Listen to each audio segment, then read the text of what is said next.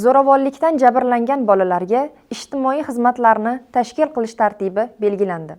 Hukumat qarori bilan zo'ravonlikdan jabrlangan, o'ziga nisbatan zo'ravonlik sodir etilishi xavfi ostida va ijtimoiy jihatdan xavfli ahvolda bo'lgan bolalar hamda ularning oilalariga ijtimoiy xizmatlarni tashkil qilish tartibi to'g'risidagi nizom tasdiqlandi.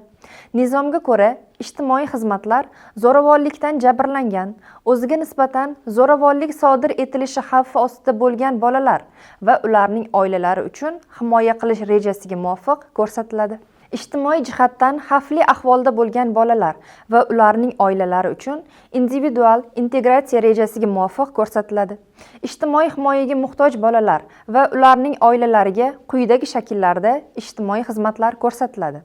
Ijtimoiy himoyaga muhtoj bolalar uchun 6 oygacha bo'lgan muddatga qisqa muddatli ijtimoiy xizmatlar, 1 yilgacha bo'lgan muddatga uzoq muddatli ijtimoiy xizmatlar, 1 yilgacha bo'lgan muddatga tunu kun ko'rsatiladigan ijtimoiy xizmatlar, ijtimoiy himoyaga muhtoj bolalar va ularning oilalari uchun mehrli oila xizmati joriy etiladi.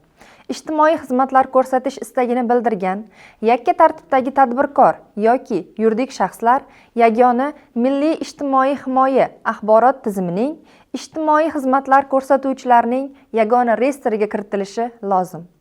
Ijtimoiy himoya axborot tizimida ro'yxatdan o'tish uchun talabgorlar tomonidan so'rovnoma to'ldiriladi.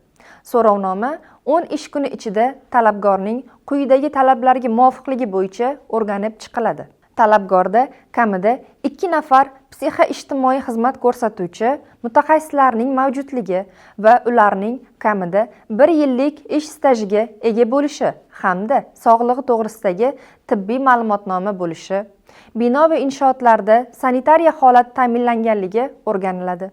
So'rovnoma tasdiqlanganidan so'ng talabgor yagona reyestrga kiritiladi va bu to'g'risidagi xabarnoma uning ijtimoiy himoya axborot tizimida shaxsiy kabinetiga elektron tarzda yuboriladi.